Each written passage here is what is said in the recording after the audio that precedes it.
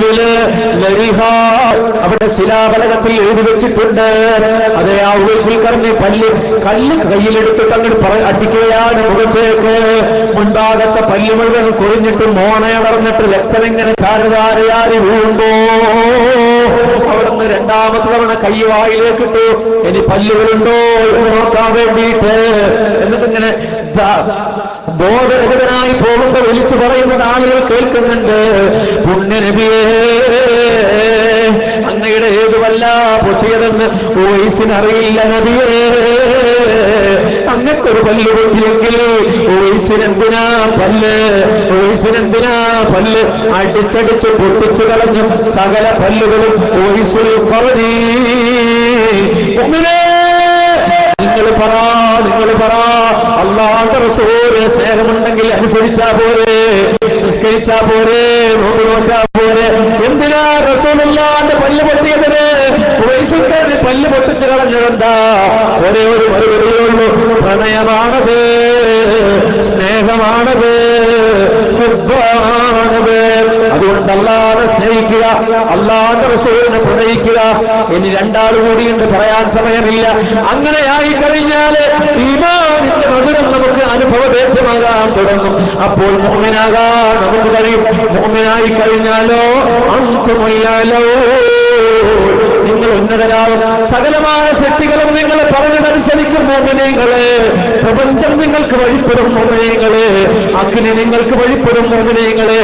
അബൂ മൂസൽ ഖൗലാനി റളിയല്ലാഹു തആല അൻഹുവിനെ തീയിലേക്ക് എറിഞ്ഞപ്പോ അല്ലാഹുവിന്റെ റസൂലിനെ സ്നേഹിച്ച, അല്ലാഹുവിനെ സ്നേഹിച്ച മഹാൻ ഒരു രോമം പോലും കരിയാതെ തിരിച്ചു വന്നില്ലേ?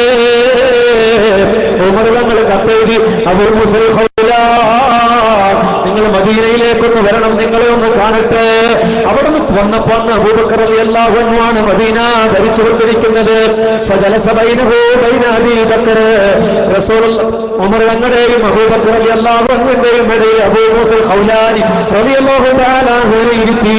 എന്നിട്ട് ഉമർ തങ്ങൾ പറയുകയാണ്, അബൂ മൂസ, ഞാൻ ദുആ ചെയ്യാറുണ്ട് കേട്ടോ. എന്ത് ദുആ ചെയ്യാറുണ്ട്?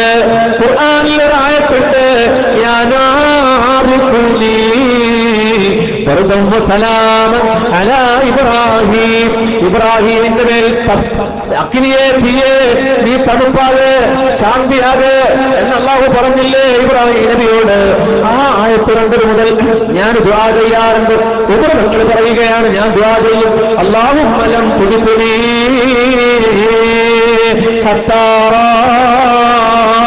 من أمة محمد صلى الله عليه وسلم كما فعل بإبراهيم خليلا.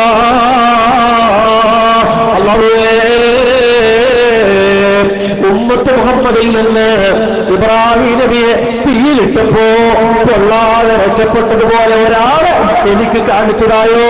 അതല്ലാതെ എന്നെ എന്നെ മരിപ്പിക്കല്ലേ എന്ന് ഞാൻ ദുആ ചെയ്യാറുണ്ട്. ഇപ്പോഴാ സംഭവം കണ്ടോ? നിങ്ങൾ അല്ലാഹുവിന്റെ റസൂലിനെ പ്രണയിച്ചയാളാ. തീ ഒരു ലോകം പോലും കരിച്ചു കളഞ്ഞില്ല. ഉമ്മമാരെ, ഈ ദുആ നിങ്ങൾ ഈ ആയത്ത് നിങ്ങൾ കാണാതെ പഠിച്ചിട്ട് കുട്ടികളെ കൊണ്ട് പഠിപ്പിച്ചോ. അഗ്നി അവരെ തൊടിയ തീ പൊള്ളിൽ നിന്ന് രക്ഷപ്പെടാൻ സാധ്യതയുണ്ട്. മറ്റൊന്ന് സലാത്താണ്. അതെ, തീ പോലും മടിച്ചു നിന്നു പോയത് നിങ്ങളാണ് ഉന്നത. ക്വാളിറ്റി ഉണ്ടെങ്കിൽ മുഅ്മിനീങ്ങളാണെങ്കിൽ സാധാരണ മുഅ്മിനീങ്ങളെ എന്ന് പറയുന്ന മുഅ്മിനല്ല. സാധാരണ മതപ്രസംഗത്തിൽ മുഅ്മിനീങ്ങളെ എന്ന് വിളിക്കുന്ന മുഅ്മിനീങ്ങളല്ല. അല്ലാഹുവിനെ സ്നേഹിക്കുന്ന ഈമാനിന്റെ പവറുള്ള നബിയുടെ അടയാളങ്ങളായ മുഅ്മിനീങ്ങളാണെങ്കിൽ മനുഷ്യരെ നിങ്ങളെ ആദരിക്കൂ, ജീവജാലങ്ങളെ നിങ്ങളെ അനുസരിക്കൂ, പ്രപഞ്ചം നിങ്ങൾ പറഞ്ഞതനുസരിക്കും. നാളെ അല്ലാഹുവിന്റെ റസൂലിന്റെ കൂടെ സ്വർഗ്ഗത്തിൽ എത്താൻ കഴിയും. ഇന്നലകളിലെ പ്രതാപഭൂതകാലത്തിന്റെ ഇരമ്പുന്ന സ്മരണകൾ തിരിച്ചു വരാൻ സമരം കൊണ്ടാവില്ല. മുഅ്മിനീങ്ങളെ, പ്രിയപ്പെട്ടവരെ, മറ്റെന്തൊക്കെ വിപ്ലവങ്ങൾ നടത്തിയാലും വിദ്യാഭ്യാസ വിപ്ലവം നടക്കുന്നുണ്ട്. ഞാൻ നേരത്തെ പറഞ്ഞില്ലേ, നടക്കട്ടെ. ഉദ്യോഗ മണ്ഡലങ്ങളിൽ മുസ്ലിങ്ങൾ ഉണ്ടാകണമെന്ന് പറഞ്ഞ് സംവരണത്തിന് വേണ്ടി മുറവിൽ കൂട്ടുന്നുണ്ട്, നടക്കട്ടെ. രാഷ്ട്രീയ പദവികളിൽ മുസ്ലിങ്ങൾ ഉണ്ടാകണമെന്ന് നമ്മൾ പറയാറുണ്ട്, വോട്ട് ചെയ്യാറുണ്ട്, നടക്കട്ടെ. സമ്പത്തിലമായി ഉയരണമെന്ന് പറയുന്നുണ്ട്. നടക്കട്ടെ, എന്ത് കുറവാണ് നിങ്ങളെ, സമ്പത്തിൽ മുസ്ലിമല്ലേ മുമ്പിൽ നിൽക്കുന്നത്? എന്റെ നാട്ടുകാരനായ യൂസുഫ് അലി സാഹിബല്ലേ, ഏഷ്യയിലെ ഏറ്റവും വലിയ പണക്കാരൻ മുസ്ലിമല്ലേ, വിദ്യാഭ്യാസ രംഗത്ത് മുസ്ലിമല്ലേ മുന്നിൽ നിൽക്കുന്നത്? കേരളത്തിന്റെ ചരിത്രം മാറുക, അധികാര രാഷ്ട്രീയത്തിൽ നമ്മളല്ലേ, കേരളത്തിന്റെ ചരിത്രവും അതല്ലേ പറഞ്ഞു വരുന്നത്. എന്നിട്ടുമെന്ത് എല്ലാമായിട്ടില്ലല്ലോ. എവിടെ പോയി? ഇതൊന്നുമില്ലാതിരുന്ന 3 പതിറ്റാണ്ട് മുമ്പുണ്ടായിരുന്ന പവർവിടെ പോയി? പുറപ്പെട്ടു പോയതൊന്നാ, അത് അധികാരമല്ല, അത് വിദ്യാഭ്യാസമല്ല, അത് സമ്പത്തല്ല. പോയതെന്താ?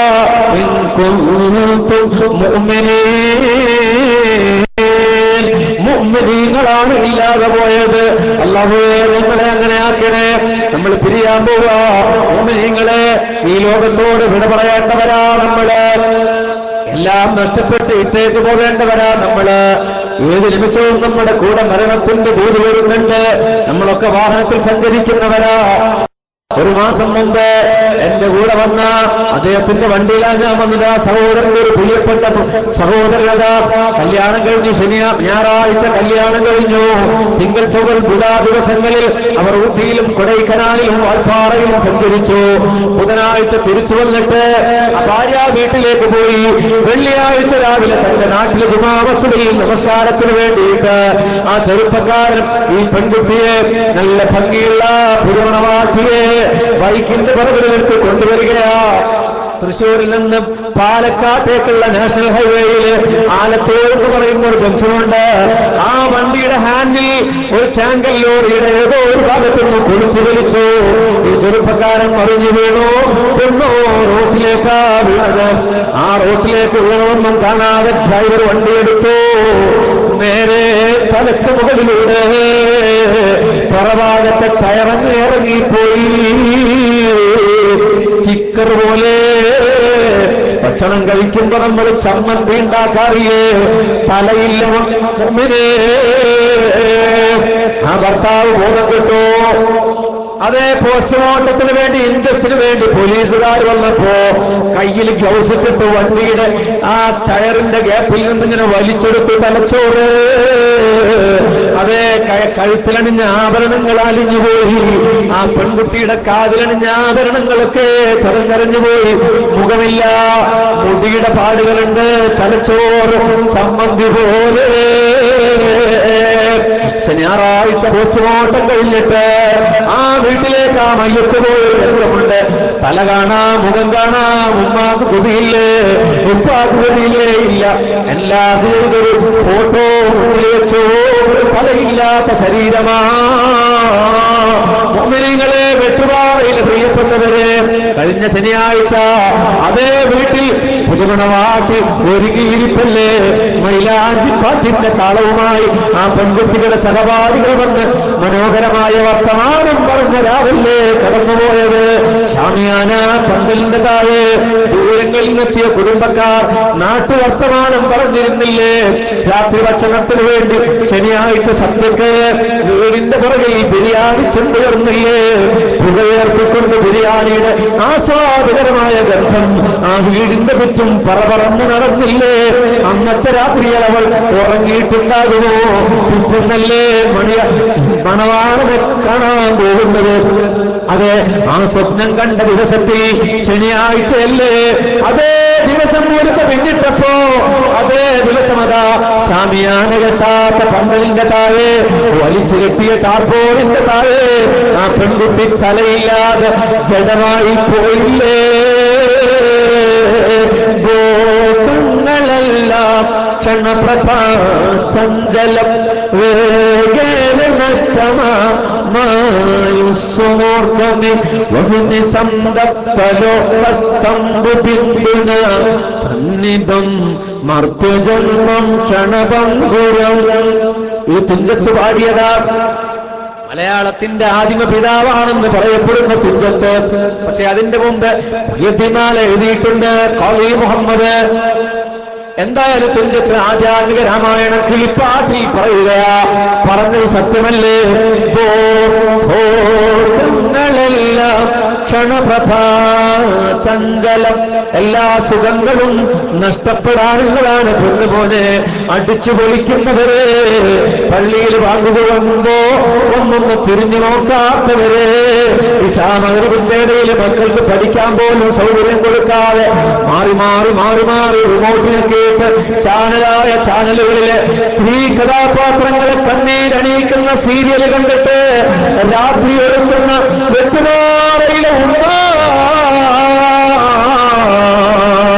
നിന്റെ ഭർത്താവ് ഗൾഫിലുണ്ട്, ചേരുന്ന വാഹനങ്ങളുള്ള റോഡാ, കണ്ണൊന്ന് തെറ്റിയാൽ ആക്സിഡന്റ് ആയിട്ട് എത്ര പേരാ വന്നത്. തണുത്ത പെട്ടിയിലാക്കിയിട്ട് ഫ്രീസറിലാക്കിയിട്ട് ഇടവണ്ണപ്പാറയിലൂടെ ആംബുലൻസ് വരാ. അള്ളാഹ്ക്ക് പണിയില്ല പെങ്ങളെ, അള്ളാഹു കാത്തുമാറാകട്ടെ. അഹങ്കാരമൊക്കെ ചോർന്നു പോകുന്ന ഒരു നിമിഷമുണ്ട്. മരണത്തിന്റെ മുന്നിൽ എല്ലാ അഹങ്കാരങ്ങളും ചോർന്നു പോകും. ആ മയ്യത്ത് മഞ്ചത്തെ കെട്ടിപ്പിടിച്ചിട്ട് എന്റെ പ്രിയതമാ എന്ന് പിന്നെ കരയരുത്. കാരണം സന്ധ്യ മയങ്ങിയപ്പോ കണ്ണുനീരോടെ റബ്ബുതാലയോടൊന്ന് ദുആ ചെയ്തോന്നി, അല്ലാഹുവേ അൽ-ഖുബാറിന്റെ ഷാർജയുടെ ശറഫിയായിടെ, തായിഫിലെ റിയാദിലെ തമാമിലെ ബഹ്റൈനിലെ സനായിലെ ഖത്തറിലെ അവിടെയൊക്കെയുള്ള മരുഭൂമിയിൽ എന്റെ ഭർത്താവ് എന്റെ കുട്ടികളുടെ ഉപ്പ അവിടെ കഷ്ടപ്പാടുകയാണ് അല്ലാ എന്നൊന്ന് പറഞ്ഞ് ദുആ ചെയ്യാതെ മാറി മാറി വരുന്ന സീരിയലുകള് ഒന്നും കഴിഞ്ഞാ മറ്റൊന്നിലേക്ക് പോയിട്ട് ഇപ്പൊ എന്തിനാ പെണ്ണേ നീ പൊട്ടിക്കരയണ്ട പൊന്നുപോലെ. പുതിയ പുതിയ പുത്തൻ ബൈക്കുകളിൽ ഓടി നടന്നു, അതിനൊന്നും കുഴപ്പമുണ്ടെന്ന് പറയുന്നയാളല്ല ഞാൻ. പക്ഷേ പാപ്പ തന്നുപോയ നിന്റെ വാപ്പ വാങ്ങി തന്ന ടാബ്ലറ്റില്ലേ, വാപ്പ വാങ്ങി തന്ന വെബ്സൈറ്റില്ലേ, വാപ്പ വാങ്ങി തന്ന ലാപ്ടോപ്പില്ലേ, അതൊക്കെ നീ ഗുണകരമായി ഉപയോഗപ്പെടുത്തിക്കോ, നന്നായി ഉപയോഗപ്പെടുത്തിക്കോ. എന്നിട്ട് സന്ധ്യ മയങ്ങിയിട്ട് മഗ്‌രിബിനൊന്ന് പള്ളിയിൽ പോകുന്നുണ്ടോ, സുബഹിക്കൊന്ന് എഴുന്നേറ്റ് പോകുന്നുണ്ടോ? ഇല്ലല്ലോ. എങ്കിൽ നിന്റെ വാപ്പാക്ക് ക്യാൻസർ വന്നാ പേടി തോന്നുന്നുണ്ടല്ലേ? നിങ്ങൾ ഇടവണ്ണപ്പാറ ഡോക്ടറെ കണ്ടാ പറയും ഇതൊന്നുകൂടി ചികിത്സയ്ക്ക് വിധേയമാക്കണം. അവര് റഫർ ചെയ്യുക എന്റെ ജില്ലയിലേക്കാ. അമലയിൽ എത്ര പേരാ, മമ്പാട്ട്, നിലമ്പൂരിലെ, ഇടവണ്ണപ്പാറയിലെ, അരീക്കോട്ട് എത്ര രോഗികളാ. അത് ക്യാൻസറിന് പ്രത്യേകമായ ചികിത്സയുള്ള ഹോസ്പിറ്റലാ. അവിടെ പരിശോധിച്ചു, അവർ പറയുന്നു വിദഗ്ധ പരിശോധനയ്ക്ക് നിങ്ങൾ RCCയിലേക്ക് പോകണം. തിരുവനന്തപുരത്തെ ശ്രീ ചിത്തിരത്തിരുന്ന റീജിയണൽ ക്യാൻസർ സെന്ററിൽ അവിടെ വെച്ച് സ്ഥിരീകരിക്കപ്പെടുകയാണ് ബ്ലഡ് ക്യാൻസർ ആണെന്ന് പറഞ്ഞ സഹായിക്കാൻ കൂട്ടുകാരില്ല. പൊന്നേ ബാപ്പ എന്റെ മുന്നിൽ വന്ന് നെഞ്ചും കൊണ്ട് നിലവിളിക്കുമ്പോ കീമോതെറാപ്പി നടത്തിയ പുരിക കൊടി വരെ കൊഴിഞ്ഞു പോകുന്ന, അതേ റേഡിയേഷൻ നടത്തിയ പുരിക കൊഴിഞ്ഞു പോകും. ഒരു വട്ടം കീമാ കഴിഞ്ഞ ശരീരത്തിന്റെ കാഠിന്യമായ വേദന എന്താണെന്നറിയോ? ഉടൽ വരെ ഛർദ്ദിച്ചു പോകും. ക്യാൻസർ പോലെയുള്ള രോഗം ഞങ്ങൾക്ക് നൽകല്ലേ അല്ല. പക്ഷേ ചെറുപ്പക്കാരാ, ഇതുപോലത്തെ ദീനീ സംരംഭങ്ങളോട് നീ മുഖം തിരിച്ചു നിന്നിട്ട്, പള്ളിയിൽ നിന്ന് അകന്നു നിന്നിട്ട്, ഏതോ യൂറോപ്യൻ ക്ലബുകൾക്ക് വേണ്ടി ഫാൻസ് അസോസിയേഷൻ ഉണ്ടാക്കിയിട്ട് ഫ്ലക്സ് ബോർഡ് വെക്കുന്ന പൊന്നുമോനെ, മമ്മൂട്ടിക്ക് വേണ്ടിയിട്ട്, മോഹൻലാലിന് വേണ്ടിയിട്ട്, അതേ ആസിഫ് അലിക്ക് വേണ്ടിയിട്ട്, ഋതിക് റോഷന് വേണ്ടിയിട്ട് ഫാൻസ് അസോസിയേഷൻ ഉണ്ടാക്കുന്നവരെ, ഒരു പകല് മുഴുവൻ സിനിമാ കൊട്ടയുടെ ആ ഏകാന്തമായ ഇരുട്ടിൽ പോയിരുന്ന് തിരിച്ചു വരുന്നവരെ, സ്കൈപ്പിലൂടെ പാതിരാത്രികളിൽ പെണ്ണുങ്ങളോട് ആത്മസല്ലേപം നടത്തുന്ന പെണ്ണുപോലെ ഉമ്മാക്ക് ക്യാൻസർ വരട്ടടാ, ഉപ്പാക്കൊന്ന് ക്യാൻസർ വരട്ടെ, നിന്റെ അവസ്ഥ കാണാ. അല്ലാഹുവേ കാക്കണമേ. ഞാൻ ഈ ചെറുപ്പക്കാരുടെ മനസ്സിലൊന്ന് ഇഫക്റ്റീവാകാ. അങ്ങനെ പറഞ്ഞതാ. ഒരു പിതാവിനും ആ ഗതി കൊടുക്കല്ലേ റബ്ബേ, ഒരു മാതാവിനും കൊടുക്കല്ലേ റബ്ബേ. മക്കളുടെ താന്തോന്നിത്തരം കൊണ്ട് അവനെ പഠിക്കാനായി റബ്ബേ മാതാപിതാക്കളെ പരീക്ഷിക്കല്ല അല്ലാഹ്. എല്ലാ സുഖങ്ങളും നഷ്ടപ്പെട്ടു പോകും. തുഞ്ചത്ത് പാടിയതാ അല്ലാഹുവിന്റെ റസൂല് ഒന്നെടുക്കാൻ പോവുക. ആര്? ഹബീബായ പ്രവാചകൻ. ഒന്നെടുക്കാൻ പോകുമ്പോ തയമ്മും ചെയ്യാ. വെള്ളം ഇരിക്കുന്നത് ആ മദ്രസയുടെ അവിടെയാണെങ്കിൽ ഒന്നെടുക്കാൻ പോകുമ്പോ തയമ്മും ചെയ്യും. ഇബ്നു അബ്ബാസ് റളിയല്ലാഹു അൻഹു റിപ്പോർട്ട് ചെയ്യുന്ന ഹദീസിലുണ്ട്. അവര് ചോദിച്ചു, യാ റസൂലല്ലാഹേ വെള്ളമുള്ളപ്പോ എങ്ങനെയാണ് തയ്യാറെടുക്കുന്നത്? വെള്ളം ഉപയോഗിക്കാൻ പറ്റാത്തപ്പോഴല്ലേ തയമ്മും, വെള്ളമില്ലാതെ വരുമ്പോഴല്ലേ തയമ്മും. അല്ലാഹു റസൂലിന് പറഞ്ഞ മറുപടി, സഹാബാ, ആ വെള്ളമിരിക്കുന്ന കൂജക്കരികിലേക്ക്, വെള്ളമിരിക്കുന്ന സ്ഥലത്തേക്ക് മുഹമ്മദ് എത്തുമെന്നുറപ്പുണ്ടോ? മുഹമ്മദ് അവിടെ എത്തുമെന്നുണ്ടാ ഉറപ്പ്?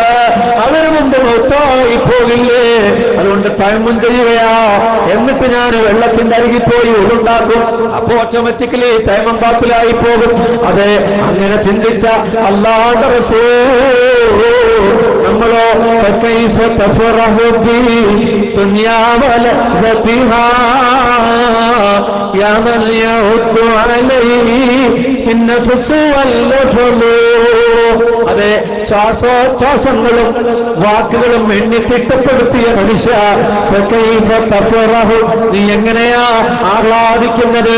കരഞ്ഞു വന്നവരെ ചിരിച്ചു പോകണം നമുക്ക്. വലദത്തു കൗമുക യബ്നാദന ബാക്കിയാ, വലദത്തു കൗമുക യബ്നാദന ബാക്കിയാ. ഉമ്മ പ്രസവിച്ചപ്പോ കരഞ്ഞിട്ടാ നമ്മൾ വന്നത്. ഏതൊരു കുഞ്ഞു എങ്ങനെയാ വന്നത്? അതെ, ഓപ്പറേഷൻ റൂമിന്റെ മുമ്പിൽ ആകാംക്ഷ ഭരിതരായി നിൽക്കുന്ന കൂട്ടുകുടുംബങ്ങള്, സിസ്റ്റർ വന്ന് ചിരിച്ചാലല്ലാതെ മുഖം തെളിയോ? ഭർത്താവിന്റെ, അമ്മോശന്റെ, അമ്മായിമ്മയുടെ, ബന്ധുമിത്രാദികളുടെ തെളിയുമോ? അതെ, കുട്ടി കരഞ്ഞിട്ടില്ലെങ്കിലോ സിസ്റ്റർ പിടിച്ചു കുലുക്കൂലേ? എടവണ്ണപ്പാറ ഹോസ്പിറ്റലിലെ സിസ്റ്റർ പിടിച്ചു കുലുക്കൂലേ? കുട്ടി മുണ്ടിയിട്ടില്ലെങ്കിൽ പിന്നെയും അതിനെ പിച്ചു നോവിക്കും, എന്നെങ്കിലും ഒന്ന് കരഞ്ഞു കിട്ടാൻ. കുട്ടിക്ക് ജീവന്റെ അടയാളമാണ് കരച്ചൽ.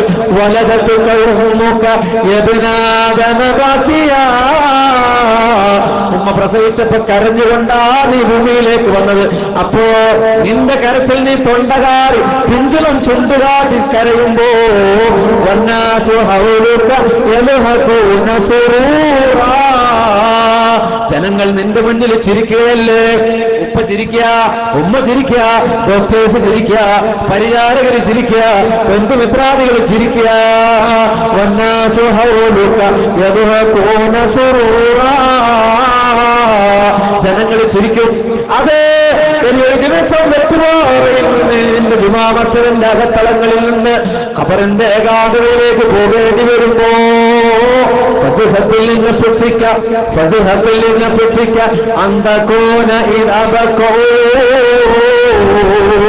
ജനങ്ങളൊക്കെ നിന്റെ മുന്നിൽ നിന്ന് ചിരിക്കും. കരയും, ഭർത്താവ് മരിച്ച ഭാര്യ കരയും. എങ്ങനെ കരയാന്നറിയോ? പഠിച്ചോനെ, എനിക്കാരുള്ളത്, എന്റെ കുട്ടിയൊക്കെയുള്ളത്, ഇങ്ങനെ കരയും അല്ലേ? എന്റെ ഭർത്താവിന് ഖബറിൽ ആരാന്ന് പറഞ്ഞിട്ട് ഒരൊറ്റ പെണ്ണും കരയില്ല. ഇനി എനിക്കാരുള്ളത്, ഇൻകം നഷ്ടപ്പെട്ടല്ലോ. ഇനി ഭാര്യ മറിച്ച് നമ്മളങ്ങനെ തന്നെ കരയാ. ഇനി ഇവര് പറയും, ഞാൻ ഉസ്താദിനോട് കൊണ്ടുവരണ്ടെന്ന് പറയണ്ട ചെയ്ത് പറയാം. ഭാര്യ മറിച്ച് നമ്മളും പറയും, ഇനി എനിക്കാരുള്ളത്. നമുക്ക് എത്ര പെണ്ണുകൾ വേറെ എടുക്കും, എന്നാലും പറയാം എങ്ങനെ നമുക്ക് ആരാളുള്ളത്? എന്റെ ഭാര്യക്ക് ഖബറിൽ ആരാളുള്ളത് എന്നൊരാൾ പറഞ്ഞു കേട്ടിട്ടുണ്ട്, അറിയില്ല. അതുകൊണ്ട്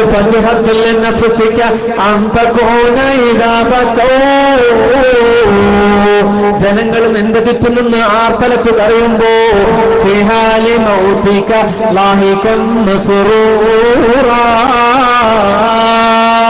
നിന്റെ മരണസമയത്ത് നീ ചിരിച്ചിട്ട് പോകണം, പുഞ്ചിരിയോടെ യാത്ര പോകണം. ഒരാൾക്കേ അതിന് കഴിയുള്ളൂ, ചിരിച്ചുകൊണ്ട് പോകാൻ മുഅ്മിനിന് മാത്രമേ കഴിയുള്ളൂ. നിങ്ങൾ ഉന്നതരാ, നിങ്ങൾ മുഅ്മിനീങ്ങളാണെങ്കിൽ മുഅ്മിനിന് മാത്രമാണ് സ്വർഗത്തിന്റെ ഫോട്ടോ കണ്ടിട്ട് ആരംഭ പ്രവാചകന്റെ ആത്മീയ സാമീപ്യത്തിന്റെ അനുഭൂതിയിൽ ലയിച്ചു മരണപ്പെടാൻ കഴിയുകയുള്ളൂ. അതുകൊണ്ട് മുഅ്മിനീങ്ങളെ, ശലഭജന്മങ്ങളാ നമ്മൾ. പൂപ്പയിൽ നിന്ന് വളർന്നു, ഇതാ അല്പസമയം കഴിഞ്ഞാൽ ചിറകൊടിഞ്ഞു വീഴാനുള്ള പൂപ്പയായ ശലഭജന്മങ്ങളാ. പോകണം നമുക്ക് ഒരു നാളേക്ക്. സമയവും കാലവും ഒരിക്കൽ നഷ്ടപ്പെട്ടാൽ തിരിച്ചു കിട്ടില്ല.